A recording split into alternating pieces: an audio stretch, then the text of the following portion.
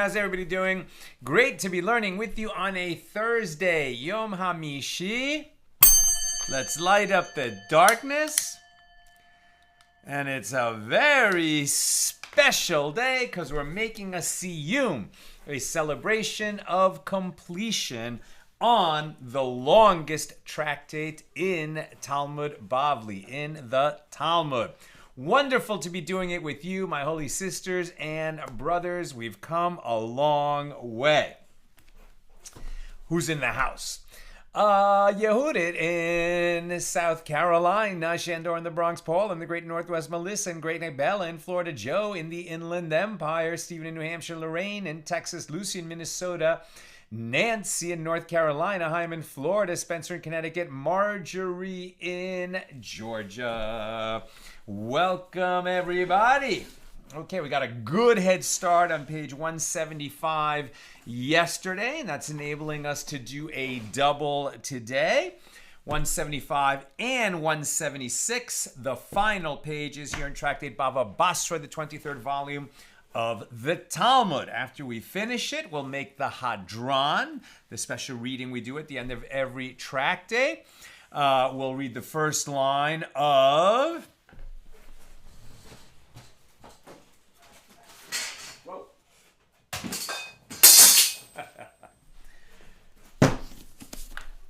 Tractate Sanhedrin, and that's a really good one. Okay. Where am I? So let's do this. And we're actually starting with Mishna number 10, the final Mishna of this tractate. Mishna number 10 at the bottom of page 175a. And make sure you've got something handy for the l'chaim that we'll have after we read that first line of Sanhedrin. I see we've got some Woodford in the house. Okay, Mishnah number 10. One who lends money to another by means of a promissory note can collect the debt from liened property that had been sold to others by the debtor after the loan was granted. But one who lends money by means of witnesses without recording the loan in a promissory note can collect the debt only from unsold property. We've seen this many times, but it makes absolute sense. You lend money to someone, they don't pay it back, you can go after their property. If it was a properly, papered loan, right? So you made a promissory note in front of witnesses in such a way that this would generate publicity. People would know about the loan. So then it makes sense that if the borrower doesn't pay you back, you can go after his property, even if he sold that property to someone else because you had a lien on it. You can seize it from the purchaser. The purchaser will have recourse against that borrower that he bought the land from. And he said, hey, this land that you sold me, it was seized by your creditor because you didn't pay back a loan. Now make me whole. That the purchaser can certainly do that. But the point is that the lender, whose loan was evidenced by a promissory note, can go and collect from land even if it was sold by the borrower because he had a lien on it.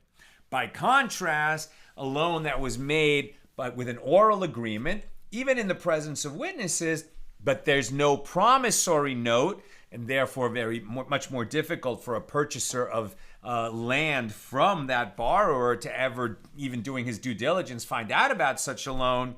And that's why the lender, when he goes to collect, can only collect from property that the borrower still owns. He doesn't have a lien on his property that extends to the point of, after it gets sold, that he could seize it from a purchaser of land from that borrower. Now we're on page 175b. If one presents to a debtor a document in the handwriting of the debtor, stating that he owes money to him, but without witnesses signed on the document. So it's like a promissory note in that the borrower said, I owe you so much money, but it wasn't in front of witnesses, so it's not a promissory note. Then therefore the creditor can collect only from unsold property. It's as if it was an oral agreement. in the case of a guarantor. Now, this is the third party who steps in and says, I will act as a guarantor for this loan from the lender to the borrower. In the case of a guarantor whose commitment emerged after the signing of the promissory note. He wasn't the guarantor at the time of making the promissory note. Somehow he got involved later, so his involvement, his relationship as the guarantor in this loan isn't recorded in the promissory note. So with this guarantor, the creditor can collect the sum only from unsold property of the guarantor, not a lien that extends to the point where property that the guarantor has sold can now be seized by this lender. The Mishnah relates an incident that occurred where such a case came before Rabbi Yishmael. He said the creditor can collect the sum from unsold property of the guarantor, but not from liened property that he has sold to others. And Ben Nanas said to Rabbi Yishmael, actually, the creditor cannot collect the sum from the guarantor at all, not from liened property that has been sold, nor even from unsold property. Rabbi Yishmael said to him, why not? And Ben Nanas said to him, if one was strangling someone in the marketplace, demanding repayment of a loan, and another person found him doing so and said to the attacker, oh, leave him alone, and I will give you the money that he owes. So the person who intervened is exempt from payment, as the creditor did not loan the money in the first place based on his trust of the one who intervened. The loan wasn't made on the basis of some passerby who would get involved and try to save someone's life. And likewise, with this guarantor who emerged later after the loan was made, you can't say that the loan was made on the basis of that guarantee. The guarantor joined the relationship later. And for that reason, the lender cannot collect from the guarantor at all. A guarantor who joins the relationship after the loan was made is not like a guarantor at all. Rather, who is a guarantor who is obligated to repay the loan that he has guaranteed? One who tells the creditor before the loan has taken place, lend money to him and I will give you the repayment. As in that case, the creditor did loan the money based on his trust of the guarantor. And Rabbi Yishmael thereupon said, one who wants to become wise should engage in the study of monetary law, as there is no greater discipline in the Torah, and it is like a flowing spring. And he added, one who wants to engage in the study of monetary law should attend to, i.e. become the student of, Shimon ben Nanas. Now, this is a little surprising, right? So one who wants to become wise should engage in the study of monetary law. Doesn't it make us sound like monetary law? It's a little bit tacky, commercial. You know, it's not spiritual. It's not highfalutin, right? It's not operating on that higher spiritual level. Au contraire. When it comes to spiritual matters, our obligations of prayer or bringing offerings, things of that sort, our obligations to God, it's not so difficult to make a ruling, because in those cases, if there's a doubt, okay, so we're stringent and we say to the person, go further, do more, exert yourself more in your service to God. But when there's a monetary case, well, that's by definition going to be between one person and another. There's two parties. And we can't just say be stringent in all these cases, because then somebody's going to end up getting hurt by that. Rather, every case has to be examined very carefully, and the rights and responsibilities of each of the parties weighed carefully, in light of the laws it's spelled out in the Torah. And the laws in the Torah about monetary law are actually very terse. And the sages had to derive, what is the basic Torah principle and how we apply it in the real world through tremendous study and exertion and discussion over centuries, right? So in order to understand how monetary law operates, which is to say, what does God want from us in our commercial dealings with each other, that is an area of study that requires tremendous Torah knowledge, Torah discipline, and a yearning to come close to God through deep, deep study. And that's what it takes to be a poskening rabbi, a rabbi who can issue judgments in commercial cases. That's the Mishnah. Now the Gemara. Ula says, by Torah law, a creditor, whether in the case of a loan with a promissory note or the case of a loan by oral contract, can collect the debt from liened property that has been sold by the debtor subsequent to his receiving the loan. It's the opposite of what we just learned in the Mishnah with regards to a loan by oral agreement, where the Mishnah said you cannot pursue property that's been sold by the borrower and take it from his purchasers, because if it's by oral agreement, you don't have such a lien. But that apparently is by rabbinic law. By Torah law, you do have such a lien according to Ula. And what is the reason for this? The property of a debtor at the time of the loan, even an oral loan, is liened by Torah law. And what is the reason that the sages said that one who gives a loan by oral contract can collect the debt only from unsold properties? Because of the loss that would be incurred by purchasers of the land if the seller's creditors could seize the land that they have purchased. They had to weigh the rights and responsibilities of different parties who are involved, not just the lender and the borrower, but also future purchasers of land that previously belonged to the borrower. The Gemara asks, if so, a loan with a promissory note should also not be collected from purchasers of property, as this would cause them a loss. And the Gemara answers, well, there, in the case of a loan recorded in a promissory note, the purchasers who neglected to investigate the financial status of the seller before purchasing the land from him, well, they brought that loss upon themselves. By contrast, loans by oral contract are often impossible to discover, even with a thorough investigation. And Rabbah says, quite different than Ula, by Torah law, a creditor, whether in the case of a loan with a promissory note or the case of a loan by oral contract, can collect the debt only from the debtor's unsold property, right? Even in the case where you have the promissory note, still you can't go after property that was sold by the borrower and purchased by someone else. And what is the reason? That the sages said that one who gives a loan with a promissory note can collect the debt from lien property that has been sold. This is so as not to lock the door in the face of potential borrowers. In other words, if one could not collect a debt by taking lien property that has been sold, people would be hesitant to put their money at risk by lending it. And people who need loans to get a business started, to get back on their feet, etc., would have a very tough time ever finding someone to lend money to them. So again, the sages were weighing the rights and responsibilities and the needs, right, of various segments of the community.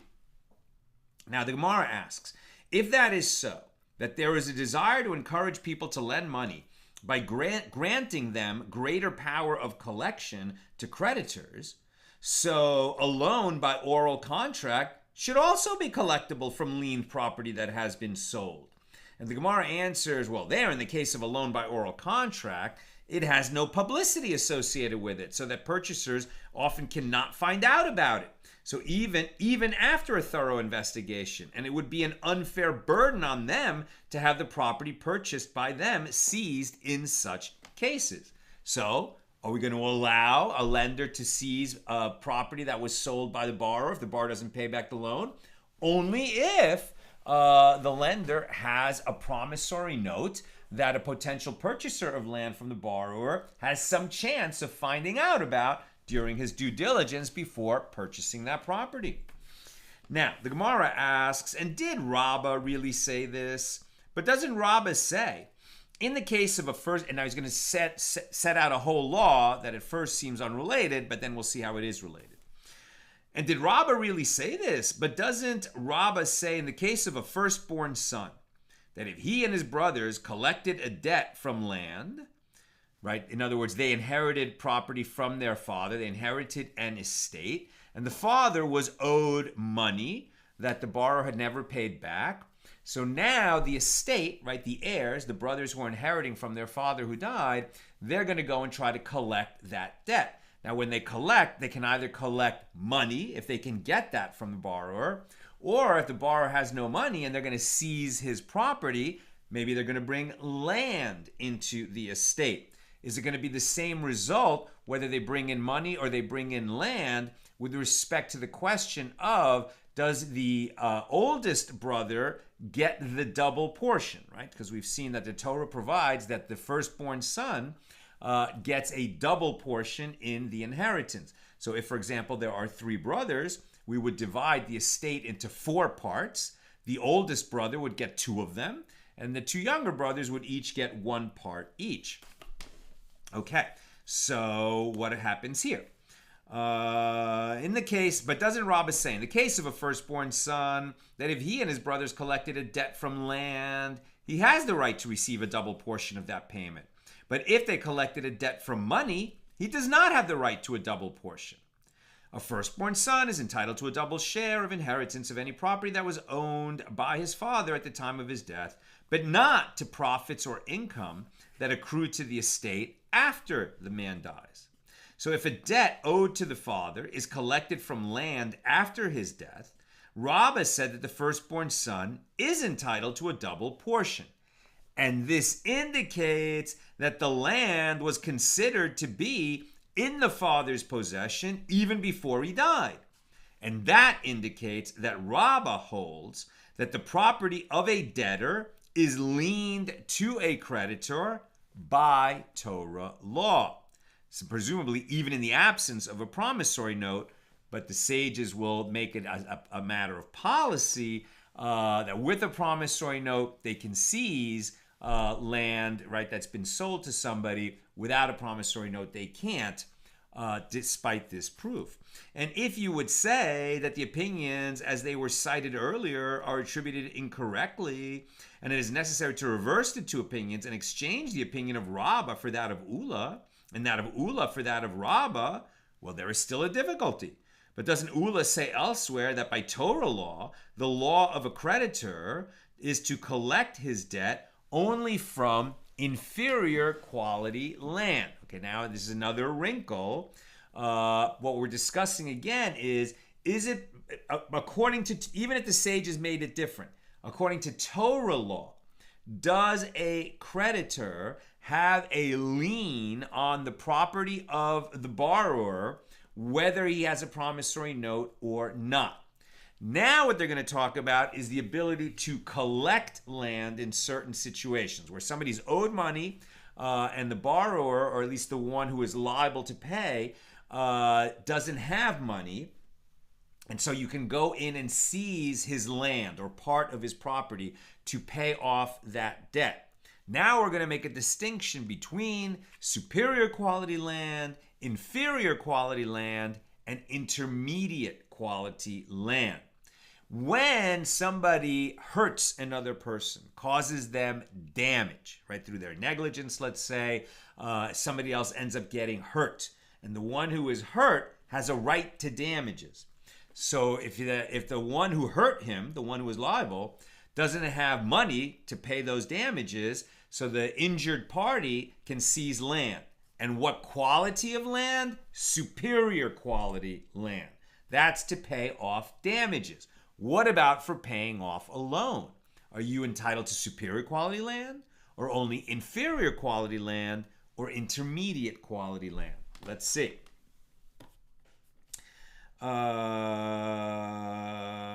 Okay, so rather, no, where am I?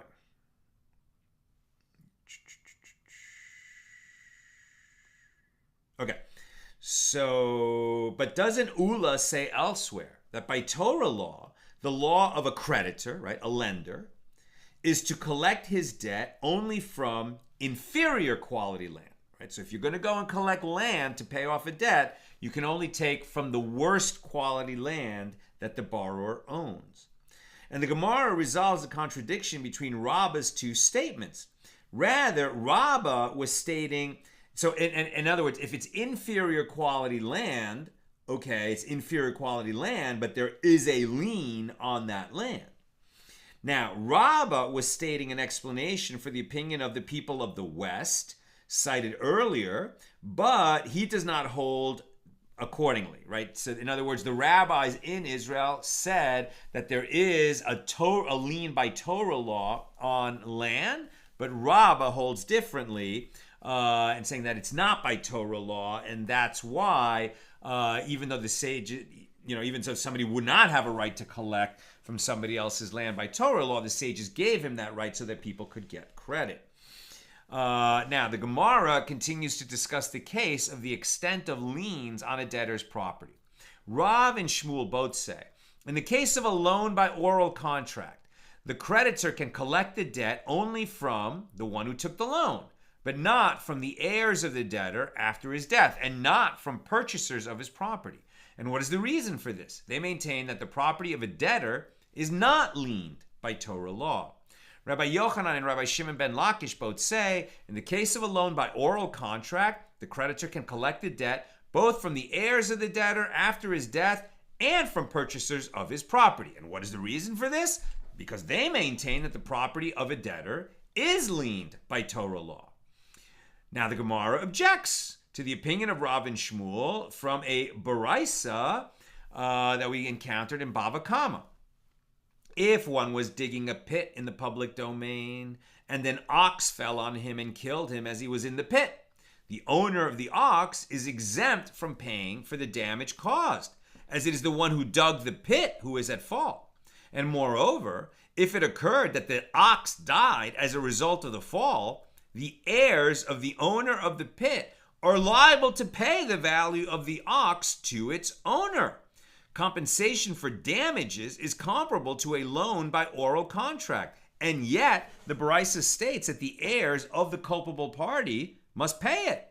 So Rabbi Ella says that Rav says the Baraisa is discussing a case in which the one who dug the pit stood trial for the damage before he died, and once judgment is rendered by a court, the resulting financial liability is comparable to a loan with a promissory note, and therefore has a higher degree of collectibility than a loan that was made by oral contract. But the Gemara immediately objects and says, but what are you talking about? It is taught in the Baraisa that the ox killed the man by falling on top of him. How then can you say that he stood trial? And now you get to a hypothetical. Rav Ada bar Ahava says the Baraisa does not mean that the ox killed him instantly, but that it rendered him one who has a wound that will cause him to die within 12 months. And there was enough time before his death to try him and deem him liable to pay the damages, and that's why we can go after his property that he sold or get it from his heirs. But the Gemara objects that there's a different version of the Baraisa according to which this interpretation is not possible. But doesn't Rav Nachman say that a certain Tana taught the Baraisa with a different formulation, stating that the one who dug the pit died from the impact of the ox, and the ox in effect buried him in the ground at the bottom of the pit? So in this scenario, it would be impossible to take the one who dug the pit to court and stand trial. Are you ready for this? The Gemara answers, in our situation, right, in our hypothetical, there, according to the second version, it is discussing a case where the judges were sitting at the opening of the pit and they deemed him liable, the one who dug the pit and created this hazard, to pay for the damage that he had caused before he died. The judges were sitting right there. This guy dug a pit, created a public nuisance. An ox came and fell into the pit, and it killed the guy who was in the pit digging it. And they said, oh, that guy who dug the pit, it's his fault. We have passed a judgment. Therefore, this judgment against him, and he's dead, is now going to be enforceable against his estate, right? Against his heirs.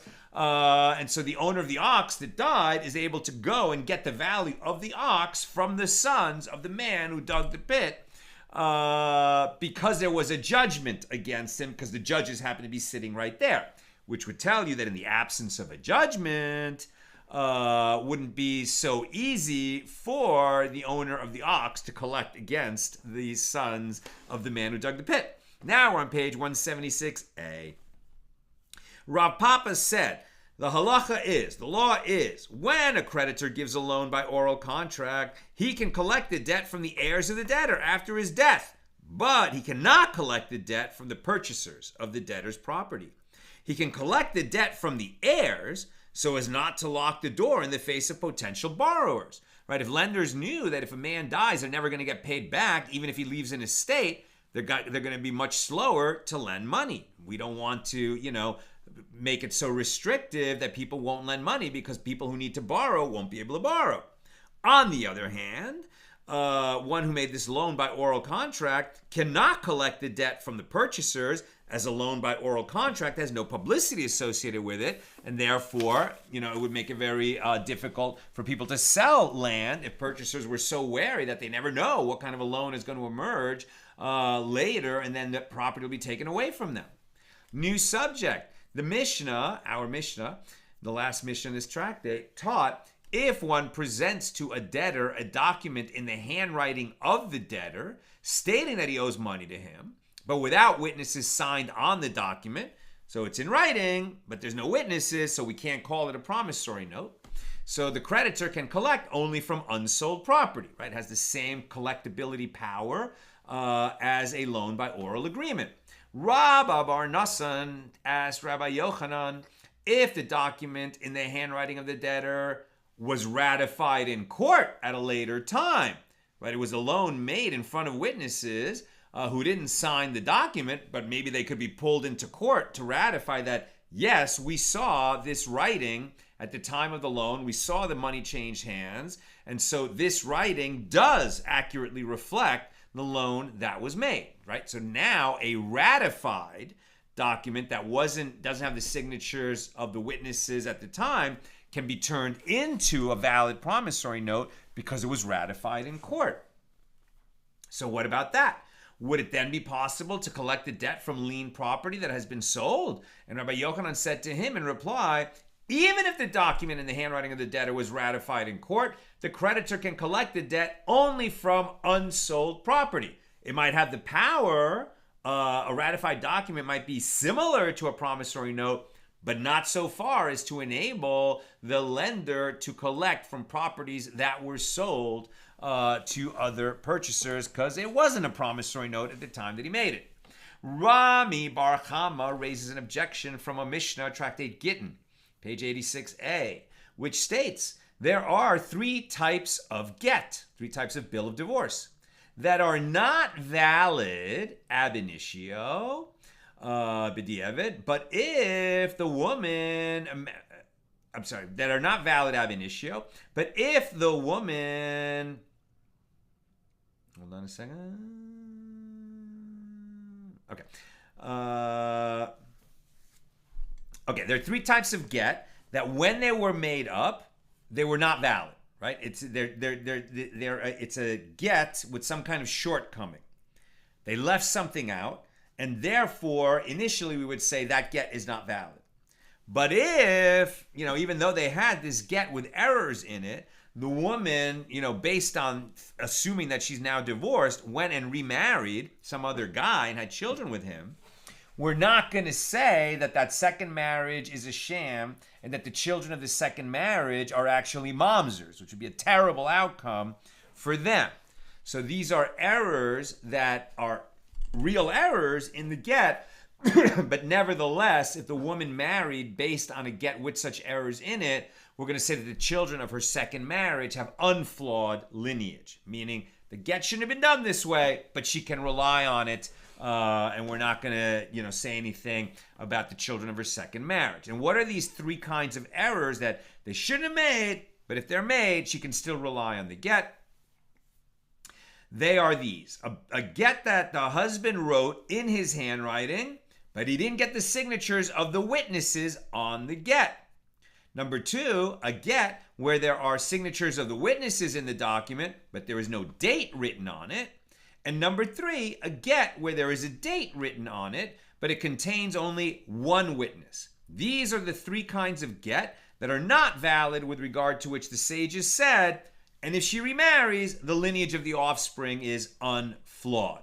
They shouldn't use this get, but if they did, it's good enough that we can rely on it and not, not decree that the children of her second marriage are mamzers, and therefore they wouldn't be allowed to marry other Jews who are not mamzers. Rabbi Elazar says, even though there are no signatures of witnesses in the document, but he handed it to her in the presence of two witnesses, it is a valid get. And on the basis of this get, the woman can collect the amount written in her marriage contract, even from liened property that has been sold. Now, this indicates that even when no witnesses signed the document, the debt listed therein can be collected from liened property that has been sold, as long as witnesses saw the document being transferred to the creditor. So all the more so, a debt listed in a document in the handwriting of the debtor that has been ratified by a court should be eligible for collection from liened property that has been sold. So why don't we allow that? And the Gemara answers, there it is different, as the husband obligated himself and his property immediately from the time of the writing of the document, as he knew at the time that the document would be transferred in the presence of witnesses. By contrast, in the case of the Mishna here, the document in the handwriting of the debtor was written without the intent of ratifying it. It was only at a later date, as an afterthought, that it was ratified by a court, and the terms of the obligation of the debt cannot be changed at that time. When they made this loan by oral agreement without witnesses and without drawing up a proper promissory note, okay, so at that time, the lender should have known what the law is. Ignorance of the law is no excuse, and he should have known that that kind of arrangement will confer on him the right to obviously get his loan back in money from the borrower, but if the borrower can't pay it back, he can only look to property that the borrower owns at the time that the lender comes to collect. He's not going to be able to go after properties that lender has sold, because he doesn't have that kind of a lien on them. New subject, our Mishnah taught, in the case of a guarantor whose commitment emerged, i.e. was written after the signing of the promissory note, so the creditor can collect the debt only from unsold property of the guarantor. No lien to go after properties that used to belong to the guarantor but that he sold. Rav says if the guarantor's commitment is written before the signing of the document, the creditor can collect the debt from the guarantor from lien property that has been sold. But if it is written after the signing of the promissory note, the creditor can collect the debt only from unsold property. Because if it was written after the signing of the note, well, then the lender did not lend based on the guarantee. The promissory note was already made. It's only when the guarantee was incorporated before the loan was signed, before the promissory note was signed, that we can say that the lender lent money based on the fact that he had a guarantee from the guarantor. At other times, Rav said, even if the guarantee is written before the signing of the promissory note, the creditor can collect the debt only from unsold property of the guarantor. So the Gemara says there is a difficulty resulting from the contradiction between one statement of Rav to the other statement of Rav, as they seem to contradict each other with regard to a guarantee that is written before the signing of the document, right? Is it that if it's written before the promissory note is signed, the creditor will have the right to go after properties of the guarantor, even if they've been sold, because he has that kind of a lien, or does he not have that right? Rav seems to have called it both ways. So the Gemara says, no, this is not difficult. This case where Rav says that the creditor can collect the debt only from unsold property of the guarantor is where it was written in the document as follows. So-and-so is a guarantor. And this is going to be contrasted with, and so-and-so is a guarantor, right? There's the promissory note that says, so-and-so borrowed money from so-and-so. This is how much money he borrowed, and this is on the date, and, it should be paid back. And then we add this language that another person, so-and-so, is the guarantor. So there's going to be two different formulas. One is we add to the promissory note, so-and-so is a guarantor, or we add to the promissory note, and so-and-so is a guarantor. What's the difference between them? As we'll see, if it's the naked statement, so-and-so is a guarantor, well, we don't know if the promissory note was based on that guarantee. But if the formula is and so-and-so is a guarantor, that and, the conjunction and, tells us that the promissory note, and therefore the loan that it evidences, was made with the guarantee being part of it. In other words, the lender only lent because there was a guarantee. That's what the and does. This case where Rav says the creditor can collect the debt only from unsold property is where it was written in the document, so-and-so is a guarantor. As this formulation is an independent statement and the witnesses signing the document do not necessarily relate to that statement. But that case where Rav says the creditor can collect the debt even from lien property that has been sold, this is where it is written in the document and so-and-so is a guarantor, and the usage of the conjunctive vav at the beginning of a word, which is to say and, this causes that clause, that so-and-so is a guarantor, to be an integral part of the document so that the signatures of the witnesses relate to it as well. And Rabbi Yochanan says, in both this case and that case, the creditor can collect the debt only from unsold property as opposed to liened property that's been sold. And the Gemara comments, and according to the opinion of Rabbi Yochanan, this is the law, even if it is written in the document and so is a guarantor. So Rava raises an objection from a Baraisa in Tractate Gittin. In a case where witnesses are signed on a greeting that is written in a get, the get is not valid, as we are concerned that perhaps the witnesses signed on the greeting alone, i.e. they did not intend to testify to the divorce, but only to verify that the greeting was written. Sounds odd, but okay. And Rabbi Abahu said concerning this Baraisa, it was explained to me personally by Rabbi Yochanan himself that it is only when the wording of the greeting begins, send a greeting to so-and-so, that the get is not valid, as this is an independent statement, and it is possible that the signatures relate to it alone. But if the wording is, and send a greeting to so-and-so, the usage of the conjunctive and causes this clause to be an integral part of the document, and the bill of divorce is valid. In other words, the witnesses have witnessed that a greeting was sent, perhaps to a great sage in another city, and this is the get that is going to be used, I guess either by the husband or his agent, to be given to the wife so that the husband will divorce his wife. Now, the Gemara answers here too.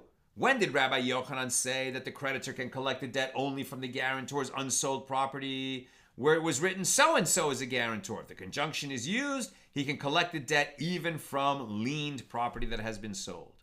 The Gemara objects, but if so, this is identical to the opinion of Rav, whereas Rabbi Yochanan was presented as disagreeing with Rav. And the Gemara answers, the presentation was inaccurate. Say instead, and so Rabbi Yochanan says, meaning he agrees with Rav. And now the final subject that we'll be studying in this tractate. The Mishna relates, an incident occurred where such a case came before Rabbi Yishmael. And he said, the creditor can collect the debt from unsold property of the guarantor, but not from liened property that the guarantor has sold to others. And Benana said to Rabbi Yishmael, the creditor cannot collect the debt from the guarantor at all, not from liened property that has been sold and not from unsold property. And Rabbi Bar Chana says that Rabbi Yochanan says, although Rabbi Yishmael praised Ben Nanas after hearing his dissenting opinion, the law is actually in accordance with Rabbi Yishmael's opinion, as he stated it initially, i.e. that in the case of a guarantee that is written after the signatures on the promissory note, the creditor can collect the debt only from unsold property of the guarantor, but not from liened property that has been sold. In other words, but he can collect from unsold property of the guarantor, even though the guarantor joined the agreement late, right? He did join it. And so the creditor, if he can't get paid back by the debtor, can look to the guarantor.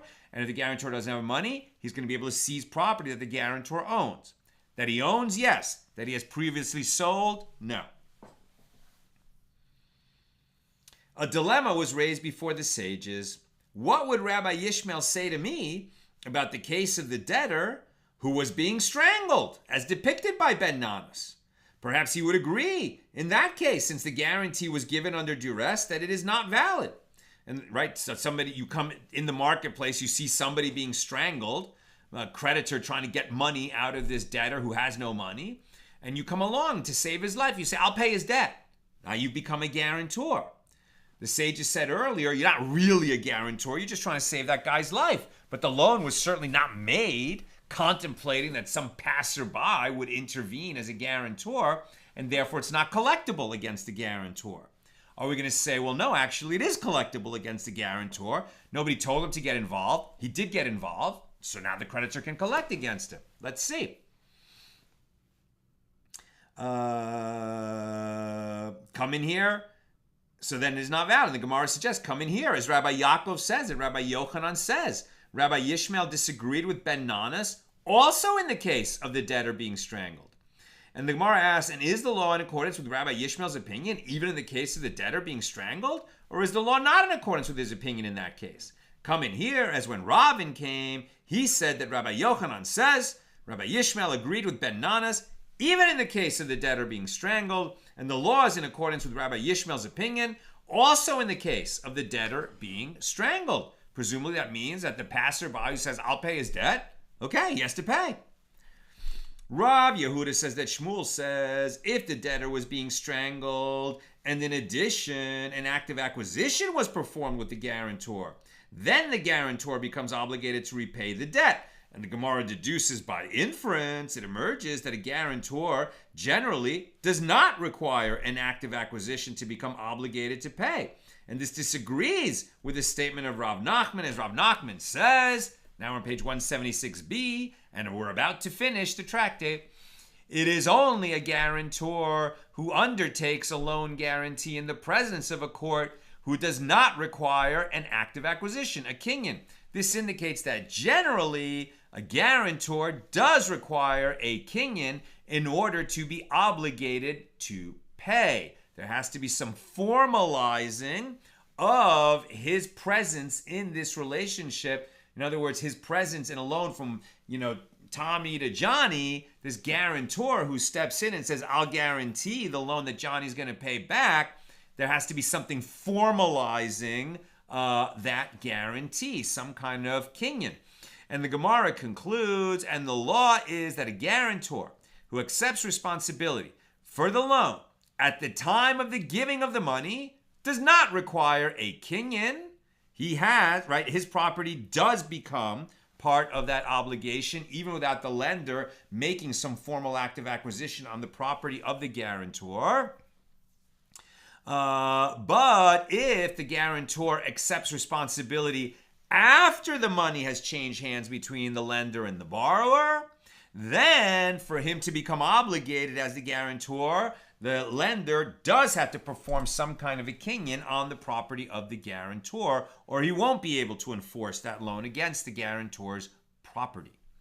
As in return for that gratification that he experiences in that the court trusts him, he resolves to obligate. I'm sorry, I skipped something. Moreover, a guarantor who undertakes a loan guarantee. So this is a third case. One is, did he step in as the guarantor before the money changed hands or after the money changed hands? We just discussed those two cases.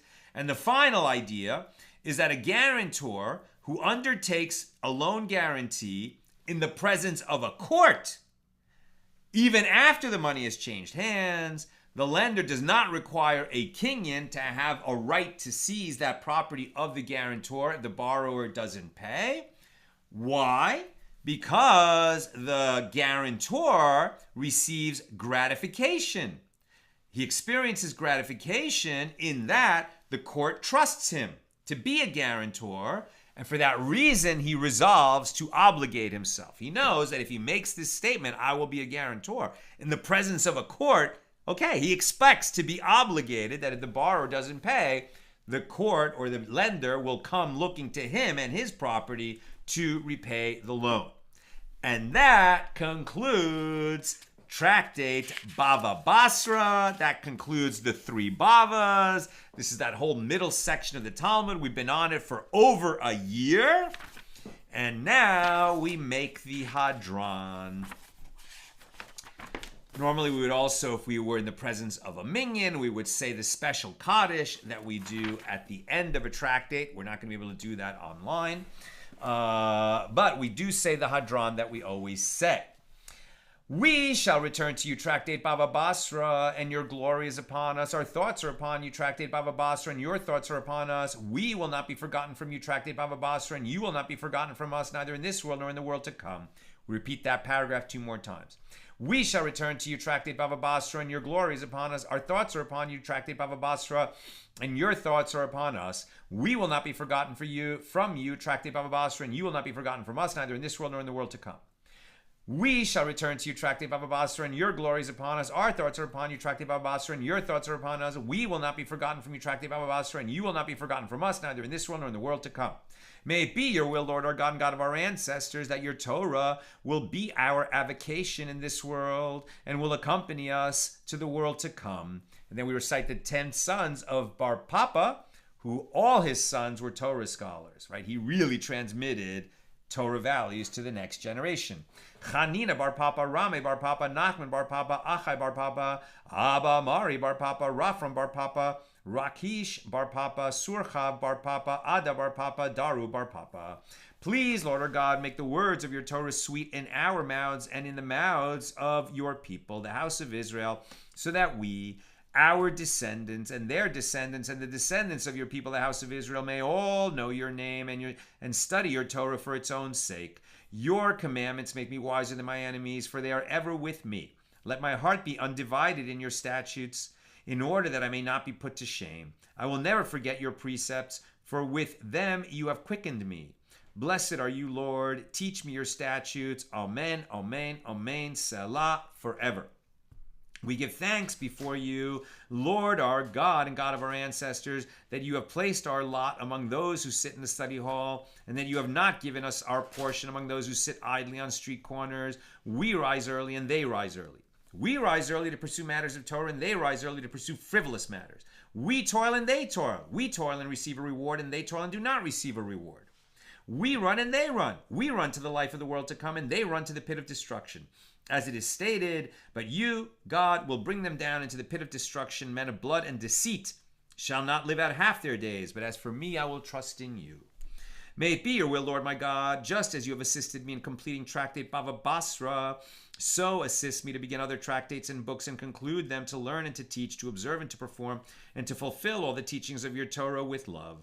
And may the merit of all the Tanaim and Amoraim and Torah scholars stand for me and my descendants, so that the Torah will not move from my mouth and from the mouths of my descendants and the descendants of my descendants, God willing, forever. And may the verse, when you walk, it shall lead you. When you lie down, it shall watch over you. And when you awaken, it shall talk with you, be fulfilled in me. For in the Torah, your days shall be multiplied, and the years of your life shall be increased. Length of days is in her right hand, in her left hand are riches and honor. May the Lord give strength to his people. The Lord will bless his people with peace. So concludes Tractate Bava Basra. Nina just came in. We can make a place for you. Right here, honey.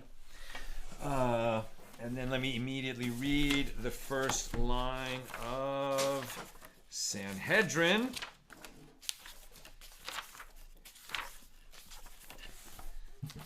Here we go. Okay, page 2A, just the very beginning of Tractate Sanhedrin. Cases concerning monetary law are adjudicated by 3 judges.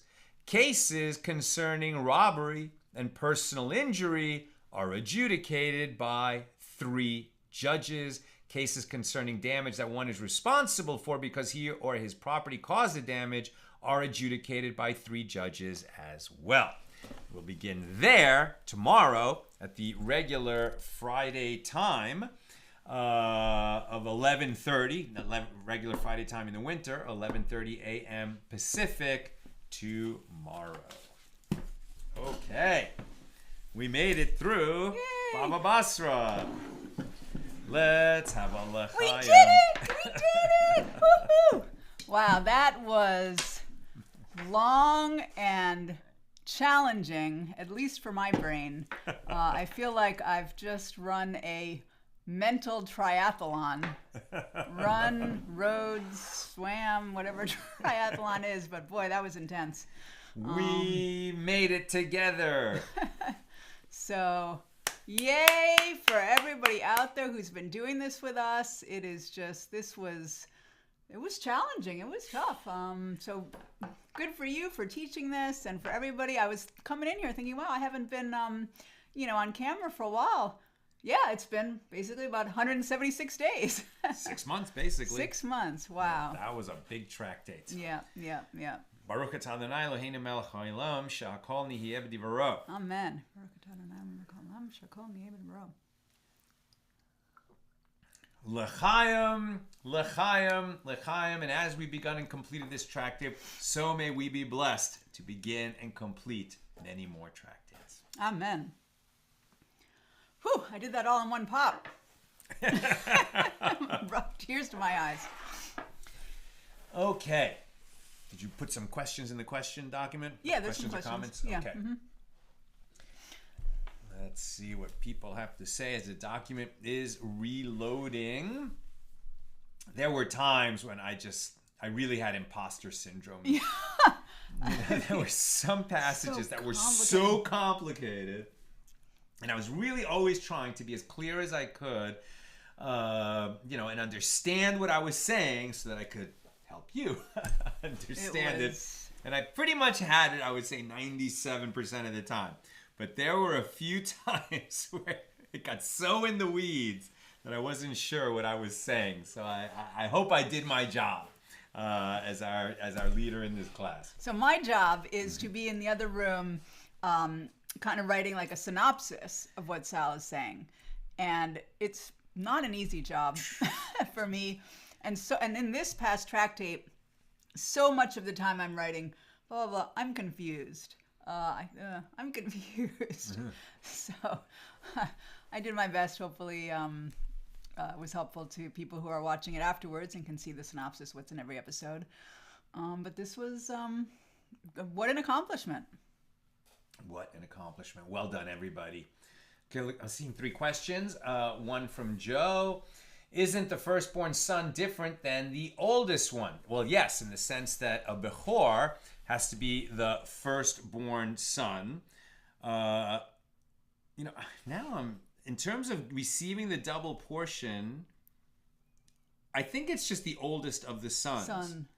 In terms of the redemption of the firstborn, right, where you have to give money to a priest, that only applies to a Bechor who is the oldest son of his mother, right? So if a woman gives birth to a girl and then a boy, and then another boy, so then the older boy doesn't go through. Firstborn. He's not the firstborn of her womb, and so there is no redemption of the firstborn.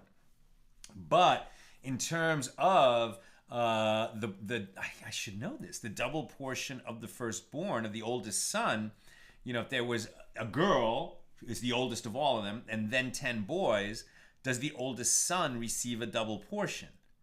I think he does. He's not the Bechor, though. He's not the Bechor, but we're talking about the double portion. I'm going to have to look that up. I can't believe you don't know this. I can't believe it. Thank you, Joe. You've called me out. This is like something basic that I should know. And I'm gonna find out. The questions are so great, by the way. Oh my gosh. All you guys who write questions, really, really fantastic questions. They really do. Yosef, why do the rabbis feel business and financial relationships are the highest of importance in Torah? Do they extend this beyond familiar relationship law, with exception to burial? Well, in the sense that it's not that they're the highest of importance. All mitzvahs are important. What they're saying is you will grow in the most wisdom by studying these matters because they're so subtle. Because we can't rely just on going for the more stringent opinion, because we're balancing the needs of two litigants that come before the court in a monetary matter. Whereas when it's a more spiritual matter, if we're unsure, okay, so we just be stringent and make sure that they do the most of what they can do in order to satisfy their obligations before God. And Yosef also says, if someone doesn't pay the loan, can this become criminal or just result in a lien? Well, I think we saw that if someone doesn't pay his debts, this no longer applies certainly in the modern world, but even according to the Torah, somebody who borrows and cannot repay ultimately could become enslaved. Oh. Right? A Jew could become enslaved. Now, that's how a Jewish slave... That's how a Jewish... Also, if he steals and can't repay. But if he can't pay off his debts, he can become enslaved, for a period up to 6 years in order to work off the debt. So I wouldn't call it criminal, but he's going to have to pay off the debt unless it's forgiven for him. Check and make sure there's nothing since I Exactly. came in. Those are the questions. Okay, so here's some other comments. Yeah. Lucy says, you did a great job, Sal. I thought your background in law may have helped you a bit. Go. Thank you also, Nina, for following the discussion while trying to take notes, etc. Following the discussion. And often making dinner at the same time. Right. Amazing. Okay. Yehudit, Toda Rabbah, Nita and Sal. It's incredibly uplifting to learn with you and with the group where we can learn and exchange knowledge in a safe place. Amen. Michelle, thank you so much for the education and teaching, Sal and Nina. Janice, thank you, Sal and Nina, for your dedication to this class. We appreciate your brilliance. I kind of didn't want to read that. He is brilliant. It's true. There's so many areas in which I'm not. Jonathan. Somebody that's brilliant doesn't have to be brilliant in every area. There you go. You're brilliant in multiple areas. That's good enough. I'm good at not being brilliant in a lot of areas. That's true too. Jonathan, thank you, Sal and Nina. I feel 176 pages smarter. Or at least 176 pages filled to the top with problems. Take coup. Right, very good. I love that our people have such a good sense of humor. Yeah. Fantastic. And then over there on the YouTube side, just a bunch of hellos, but not questions. Okay, that's good. So tomorrow we're starting Sanhedrin. Sanhedrin is, if you think that this was dry. Oh, no, don't say it. Bava Basra was dry.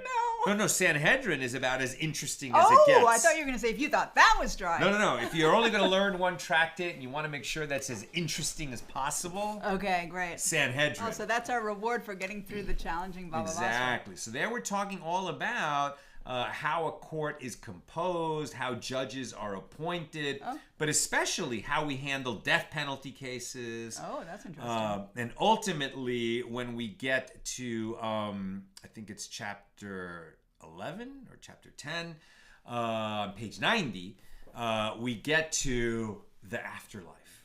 Oh, right? And where we learn that all Israel has a share in the world to come, except for certain people who do something that can cause them to forfeit their share in the world to come. Okay. And we will also learn that all non-Jews also have a share in the world to come. It's a big difference between Judaism and some other religions where you don't have to be a Jew to under Jewish law, or the way the sages teach it. Non-Jews also have a place in the world to come. But again, there will be some exceptions because if people behave in some awful, terrible, wicked way, they can lose their portion of the world to come. But you have to be really bad, as we shall see when we get there. I can't wait to hear about it. Okay, that's what we've got. Any other comments? Lucy says, maybe also monetary law is quite relevant to people's lives who are engaged in some kind of monetary transaction every day. Exactly. 100%. And that's why, where do we learn it? It wasn't here. I think maybe it might be in Sanhedrin, where it says, when we leave this world, or maybe it was in Tractate Brachas, when we leave this world and we come before the heavenly tribunal, we're going to be asked a few questions. The first question, were you honest in your business dealings? Right? And particularly, where no one's looking, where you're never going to get caught. Scrupulously honest. Where you could just make an error and round off a few pennies in your direction instead of somebody else's direction. And you know that no one's ever going to know. But God will know. So were you honest in those kinds of business dealings? That's why it's the first question we'll be asked when we come to the next world. And the second question is, did you set aside regular times for Torah study?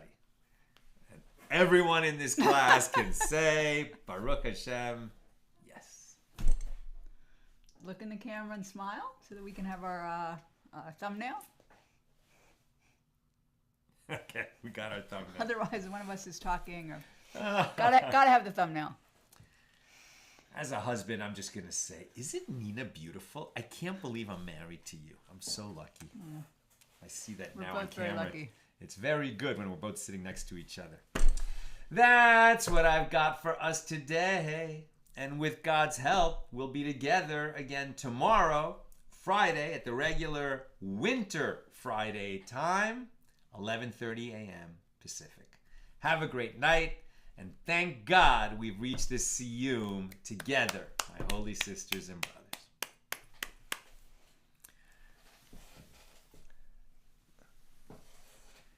We don't blow out candles in Jewish tradition. I just learned that like a month ago. And that's why I always do that. Have a great night.